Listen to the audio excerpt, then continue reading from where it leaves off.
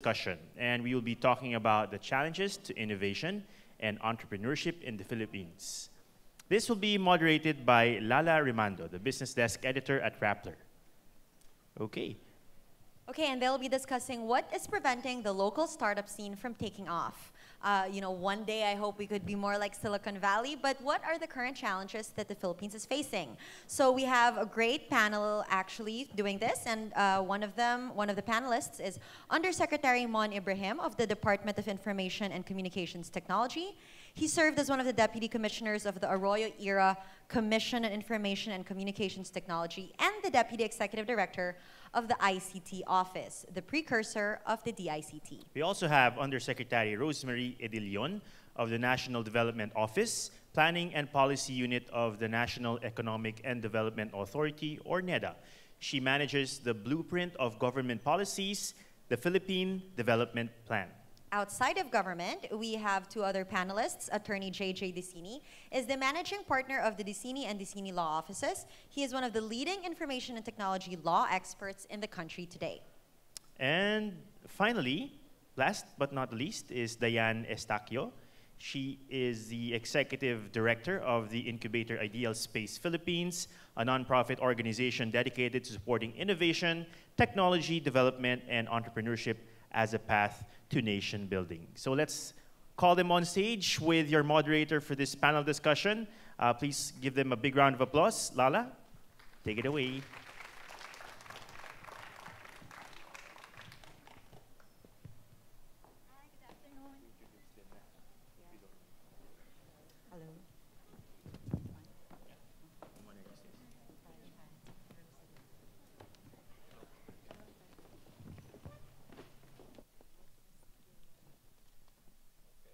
To my right is Miss Rose Edilion. Okay. You're our go-to person for anything about NEDA, especially for the macroeconomic reporters when they are going after figures like the GDP and inflation and everything that you need to know about the Philippine macroeconomic picture. So it's Miss Rose that we go to. Okay, and Mr. DC, of course, Mr. JJ, Attorney JJ, and then Yusek Mon to next to his right, and of course. Okay, so let's just dive right through this because we just heard a very inspiring discussion, talk about how 3M went from being a failure to a mega company of 5 different business groups, ranging from consumer to everything else in between, industrial and a lot of things. But this morning, we also had several discussions on entrepreneurship. And it's something that has been said all along as very important in addressing the economic and social needs of the country. Entrepreneurship, as they always say, is not something that's in the psyche of the Filipinos because we have an employment mentality. But Sir Mon, your group has come up with a digital roadmap for startups in 2015, where you had big ambitions in growing this space in particular, the tech startups. You want to go from just 100 startups in 2015 to 500 in 2020. It's a space that would be employing anywhere from 8,700 to even more than that, with a cumulative valuation of 2 billion in 2020. Since you put that out in 2015. How has it been? First of all, thank you for having me here. Okay. A small correction. It's actually not a roadmap. What happened was it was actually the development of the roadmap was actually crowdsourced. We just actually provided the venue, the platform for the whole thing to actually happen, but it was primarily developed by the community. So in the end, we just actually provided subsidy for it to be formally launched, okay? But the whole thing was actually by the community, okay? So from 2015 to where we are today, we've actually, we've I think, moved to just about 100 startups when we actually launched the roadmap to probably 500 today, okay? Oh, so 547. So that's where we are. So I think the projection there was was underestimated, okay? And but that was actually the estimate of the community. I was intrigued by the theme of this panel, which is what's actually keeping us from getting our startup ecosystem off the ground. It has actually taken off the ground. yes. Okay, and I've been part of it. I actually live it. Okay, it's just that it was only very recently that in the Philippines, digital startups have become sexy. Okay, prior to that, we've had these great success stories, and in fact, I think we're going to be giving out some books, some copies of The Finishers, okay, which highlights all the great stories we've had the last probably 20 years as far as digital startups is concerned. So we've taken off. Of course, we cannot expect something like Silicon Valley, because Silicon Valley was very, very special to Silicon Valley, okay? In the same way that the Singapore ecosystem is very different from that of the Silicon Valley. We're seeing actually the development of an ecosystem that is very, very unique to the Philippines. And I'm glad that we have very, very strong partners who have engaged with the government. We're talking here of accelerators like and incubators like Idea Space, and we've also seen the whole thing. Okay, it's not just Metro Manila centric today. We're running a national startup competition for university students. The last 3 years, we've never had any winner coming from Metro Manila. Okay, Where are they coming from? we have entries from Siquijor. You know where Siquijor is? Yeah. Okay, One we've small had island down south in winners from Western Davao, from the 2 schools there. Well, every year we have winners from the Mindanao State University Iligan Institute of Technology. That only shows how good they are in things like this. And maker spaces, fab labs are cropping up all over the Philippines, and we're getting traction. It's kind of unique to the Philippines. So, however, what we're doing right now, as far as our department is concerned, is trying to benchmark ourselves, making sure that we're actually at par with the rest of the ASEAN. So, as we speak today, we have 3. Bumalik na pala. We had a team that actually participated in the ASEAN Makerspace competition in Malaysia. Okay, they I think got 3rd place there, and then next week, tomorrow we're flying out 3 Filipino startups to compete in Singapore for the Singaporean government mentorship program with some funding. So it's so exciting today, and we're so glad that it has become sexy. Of course, with the help of people from the media, but we'll get there. I think it's in a matter of 5 years, we're actually going to see a Filipino unicorn. That's something to look forward to. Okay, we'll try to discuss more of those startups coming from small islands all the way to Siquijor, as you mentioned. But let me just move on to Ms. Edilion. Entrepreneurship, startups, etc., is a big part of the Philippine Development Plan, which essentially you're the point person for. Can you give us an idea of where that space contribute and the big picture as to where the Philippines want to be? Yeah, so entrepreneurship, we see it as a key to inclusive growth. Because if you have many of this, by the way, by entrepreneurs, we mean they should be employing somebody else. So it's not just one person doing it by himself. So it would be like your startups and employing somebody else. So as you know, one of the big problems we're trying to address is our employment problem. And the way to have more employment is to have more employers. So we see entrepreneurship as one of the strategies to have this. But at the same time, we also know that there's also economies of scale, and therefore the PDP also talks about linking them to the global value chain, linking them to, we're also talking about inclusive business models, which I think can also be done in the tech startups. We also have in this PDP a chapter that is dedicated to science, technology, and innovation. Actually, this is the first time we've done it. Because what we envision is really a life that is beyond this administration.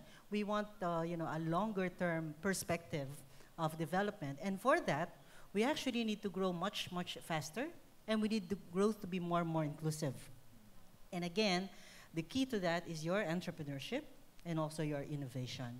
So, so in that, in the PDP, with respect to entrepreneurship, we talk about their ease of access to finance. Actually, we already have certain programs and certain laws actually that have been implemented, enacted, like the Credit Surety Fund, which actually leverages LGU funds and then includes it, provides it to cooperatives, so that sometimes that's the big problem of startups. Access to capital. Access to capital. And sometimes, you know, your big banks don't want to lend to these startups because of the very high risk.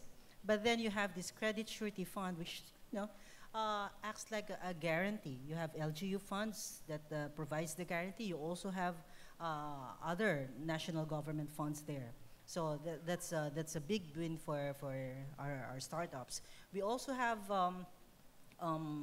again, the access to technology. Actually, the DTI has been doing this from before, and we just want to upscale it and actually extend it further. It's your shared service facility. Because sometimes, you know, if you're just starting up, it's so difficult to have one big warehouse or one big office space. And so it's the DTI that can set that up. At the same time, we also have the DOST, that's the setup. So the DOST, you can tap them for assistance if you're just, let's say, you need let's say the machine that is out there in the market is for a very, very large scale manufacturing or production, but you're just starting up, and so yours is just small scale, then you can ask the help of DOST to fabricate a smaller machine for you. So this is the setup. And there's also funding assistance that's available. Yeah. So essentially, slowly by slowly, the environment, hopefully, okay. Because we're going to go next to Attorney Dicini to talk about what happened to the Uber and Grab and LTFRB in a bit. But essentially, there's a lot of things that are happening in the different units of the government to enable an environment where startups can actually thrive. We just, a couple of weeks ago, we came up with a report that said that the 50 richest families in the Philippines account for 24% of the total economy. That has actually gone down to a high of 27% from 3 years ago. But it's still a considerable fraction of the entire economy. So the more diverse the influence of entrepreneurs, whether they are in Siquijor or elsewhere is concerned, I think it's a good thing. We've also seen the likes of the BSP, Bangko Sentral ng Pilipinas, which is among the more proactive agencies of the government in, you know, coming up with solutions to financial inclusion. So, back to Attorney Dicini on regulation, because it's not always that we have a BSP in our country who understands that, you know, regulation has to move ahead of what's really happening, of what the startups are trying to solve as problems. But in your from your experience and discussions with your peers, why did that happen? Is it only here where something like that can happen, where yes. Are you referring to the Yes, Uber? the Uber experience, the Uber and Grab. I mean, in general, why did we have to go through something like that? All right. So what's true with all these new businesses and as mentioned by Yusek Mon, if you look at least recent history on tech startups, it probably started in the late 90s. The first person I can think of was that a big buyout was Dom Danao with Pinoy Mail. That was like 1999, 90s, yes. thereabouts, right? And then the first wave for me was the value-added service providers selling SMS, right? Information gateway, Chica. So that was the first wave. And I thought that was a bit unfortunate. What happened there was because the NTC didn't step in. They kept it quote-unquote unregulated. And so the major telcos, in effect, kept all of these value-added service providers under their thumb.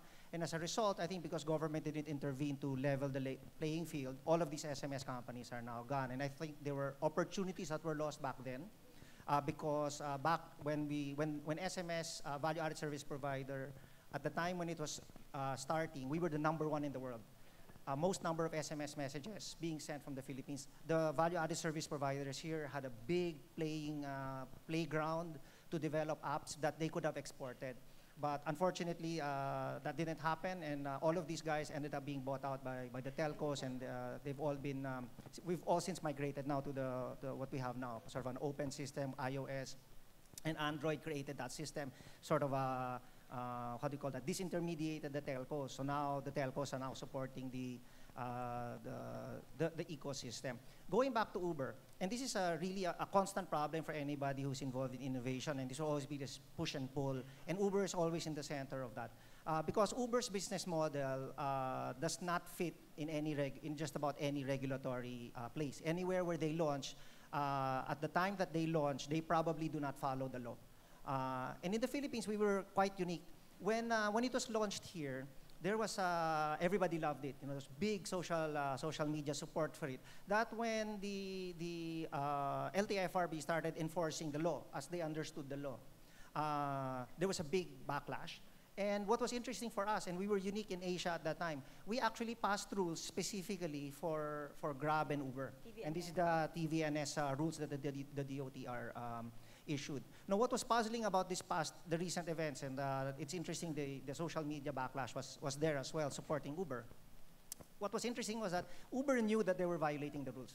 So from my perspective, actually, not to defend the LTFRB, I'm not saying that the LTFRB is a great regulator. The fact of the matter is that you passed rules already for them. All they had to do was follow, and they didn't follow. And I think it was good that the LTFRB did what they did, because they're just enforcing the rules that are in place. Now, going back to the LTFRB and the way that they've quote-unquote structured the taxi market and the quality of the taxi service that we've seen, and certainly, you know, Uber is much better than taxi. I take Ubers. I avoid taking taxis if I can avoid it.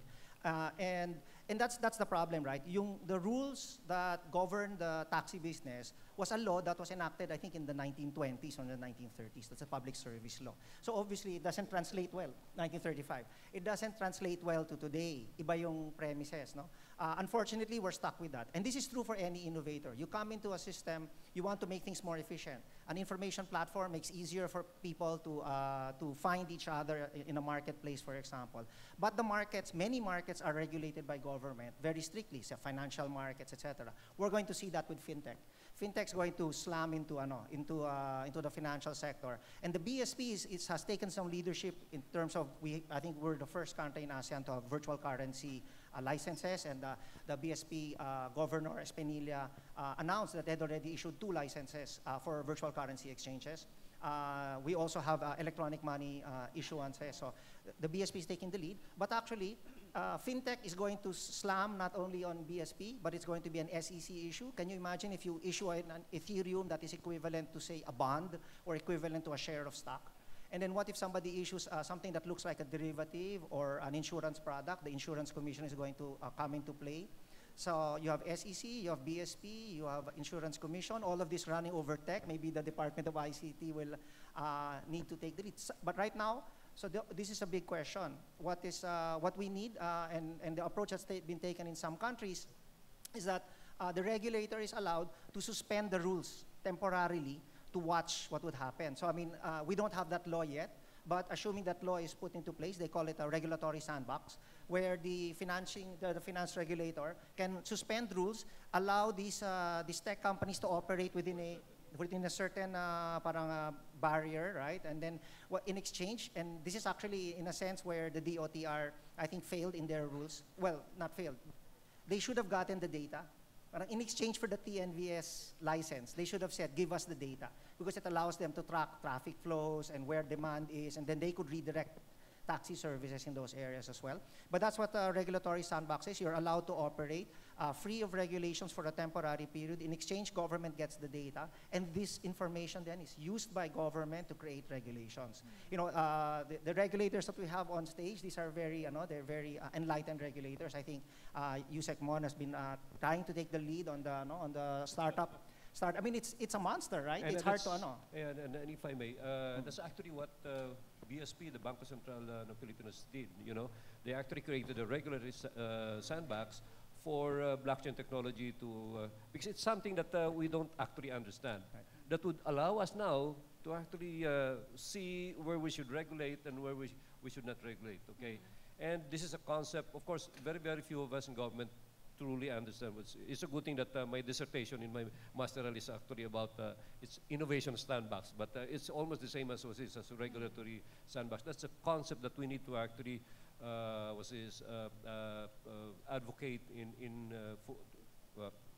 I think all government agencies who are regulatory bodies should actually take a serious look at the concept of an innovation or a regulatory sandbox. But of course, we have to, I know we want to have freedom to innovate, but think about it for a while. It's so easy to waive the rules for Uber, but would you waive the rules for a new drug, right, that's going to enter a market, or a new type of food that's going to enter a market?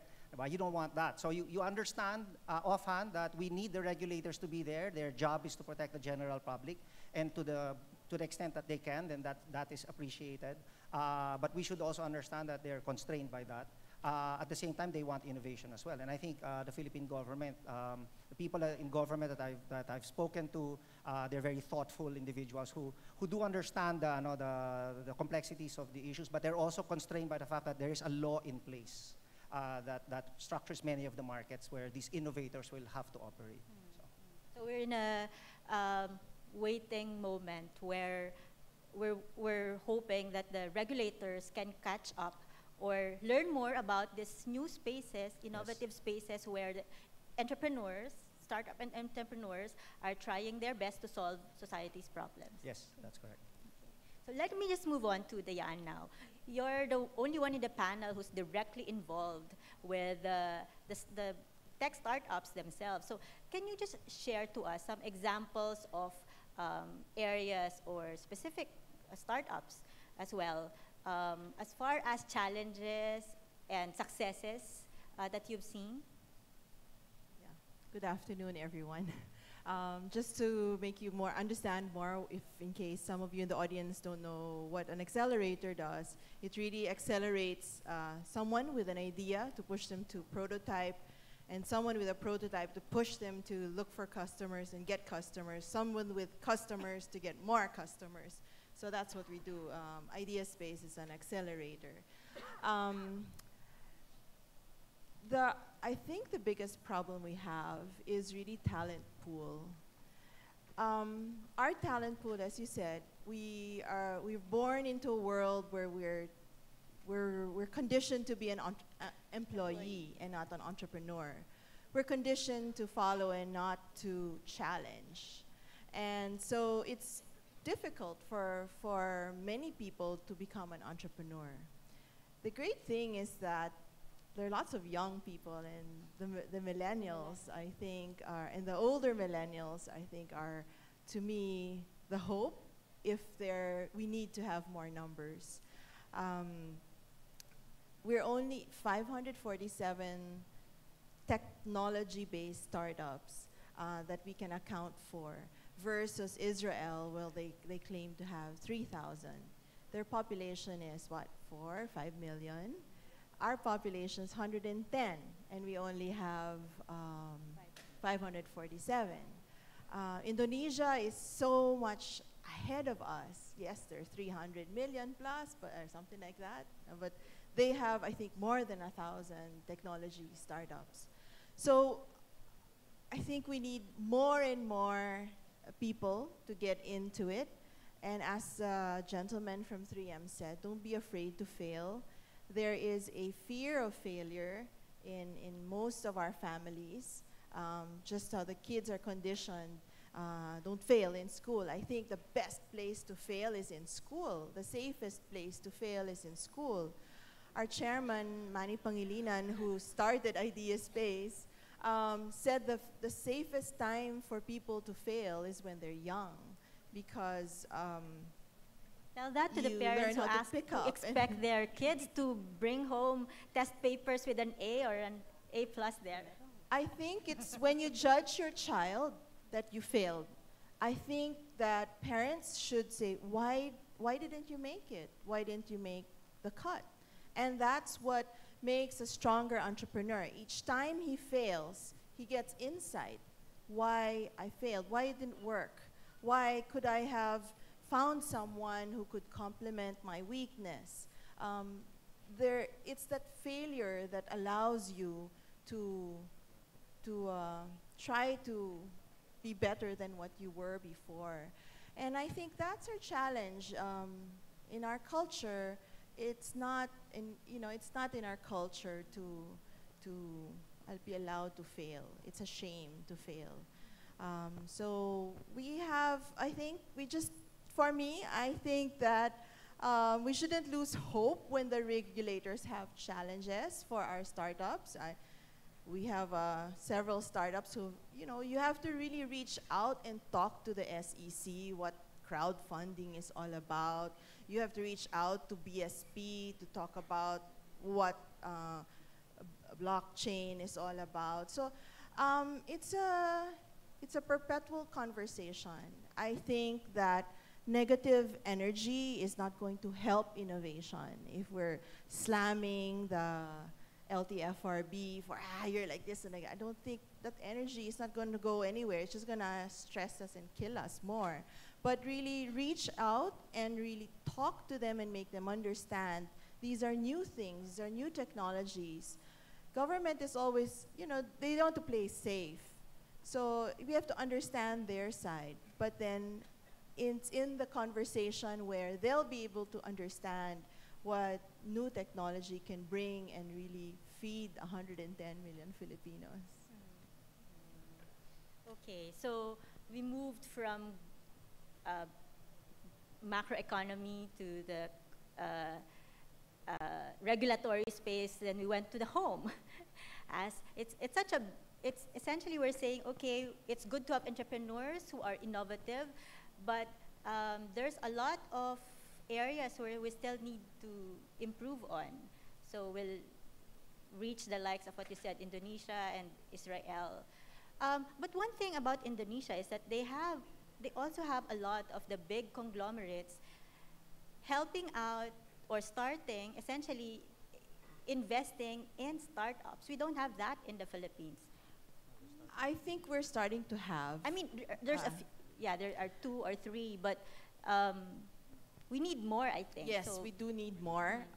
We need more family corporations to really be aware that they have to disrupt themselves, that they need to embrace startups, work with startups. I'm very happy to see a lot more family corporations really having their own private incubators. So there's a lot of that. And it's like a snowball. It takes time for a snowball to become massive. So, and as it, takes momentum, it picks up people. So I don't know if you're familiar with the concept of open innovation. It's academe, government, small businesses, big businesses working together. Sometimes ideas inside a corporation may not grow inside a corporation. Say, for example, one team from Voyager, which you can say is part of PLDT, still it's a big corporation. They couldn't develop the idea inside Voyager, so they went to Idea Space, and the team was allowed to get a 2-month sabbatical to work on their idea specifically, and so they're able to grow it, and then now it's back inside Voyager, and it's part of a revenue stream of Voyager. So those things have to, big businesses have to work with small businesses. Our startup that was doing a queuing system, it was a student team that couldn't find a customer, so they knocked on the door of Smart, and Smart gave a special, usually, because if you don't make 10 million pesos, Smart's not going to allow you through their procurement process. But because it was vetted by Idea Space, by an accelerator, they're guided, they're allowed to put their queuing system in the Smart stores. And after, now that it's in Smart stores, thank you, then other bigger companies are catching on. So this same business, this queuing system, is now serving also BDO branches across the country. So it's those little successes that we need to have more and more of them. I can't help it. I need to actually inform everyone that that startup was started by students from Tawi-Tawi. Can you imagine that? And I think they're now in Singapore. They're actually trying to expand their market in the region. Okay, and the exciting was this minds like this. Exciting was this people like this are actually changing was this the landscape out there. Because if we talk of challenges, it's actually the mindset of the young people. Kasi from a very young age, okay, we've been told by our parents, you study, okay, for you to be able to actually work for what? Procter & Gamble, Unilever, or hopefully not government. So ganun yung ganun. That's actually the mindset, no? So us who's actually trying to to advocate for entrepreneurship out there, that's the biggest challenge right now, because most of these kids, yeah, okay. So we're trying to get, very, very young entrepreneurs for example, from Tawi-Tawi, to help us inspire these kids to actually help them change their minds. And also, if we can only invite, and we do invite a lot of parents in most of our workshops, okay, and then they say, okay. Well, just one more thing on going back to Uber. One of the most important things I found out in this Uber episode is that they had 66,000 cars, and none of those cars are owned by Uber. That means on average of, say, 800,000 per vehicle. That's 4.8 billion pesos worth of investment put by entrepreneurs, meaning there's money out there that can go into startups, and they are willing. And I find it fascinating that that money is going to invest in Uber-type businesses. And that's good, because now I think what we're seeing, that there is a lot of entrepreneurship out there. People are tired of investing in condos, hopefully to slow down the real estate market. Instead of putting the money you save in a piece of real estate, now they're putting it in something that drives the economy forward. I think that's a very significant thing that we're going to see. I think people are just looking for the right opportunity, and then this thing's going to take off very quickly. Let's not forget, Surpass listed. There are tech startups that have very million-dollar valuations, and they're already out there. They just need more examples of that, more tech millionaires to inspire the next generation. Yeah. So essentially, we have a population. Majority of them still have the old thinking of, let's be employees after school. But there are a number out there, as the Uber example has shown us, that entrepreneurs are out there wanting to make their own difference, not just in their own lives, but in their target customers as well. So in the meantime, between that and the regulatory environment, preparing and getting to understand this innovative space, it's 2017. We don't know what will happen in 2018 or 2019 or after 5 more years of the current or an upcoming or in the next administration, but we all do hope for the best. We're probably at the cusp of things where, as you said, we'll potentially be looking for more great things to come. It will snowball. So in the meantime, let's just hang in there and enjoy the rest of the day. Thank you very much to my panelists, and good afternoon, Thank you very everyone. much.